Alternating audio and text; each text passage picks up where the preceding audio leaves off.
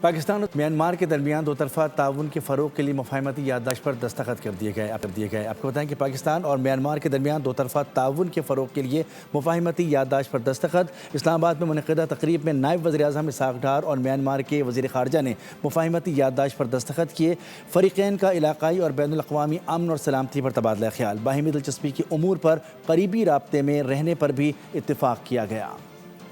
پاکستان اور میانمار کا مختلف شعبوں میں باہمی تعاون کو نئی بلندیوں تک لے جانے کا عزم، دونوں ممالک کے درمیان مفاہمت کی یادداشت پر دستخط۔ تقریب میں نائب وزیر اعظم اسحاق ڈار اور میانمار کے وزیر خارجہ بھی موجود تھے۔ اس موقع پر اسحاق ڈار نے کہا کہ میانمار کے وزیر خارجہ کا دورہ دونوں ممالک کے تعلقات کے فروغ کے عزم کی تجدید ہے۔ پاکستان میانمار میں امن، ترقی اور خوشحالی چاہتا ہے۔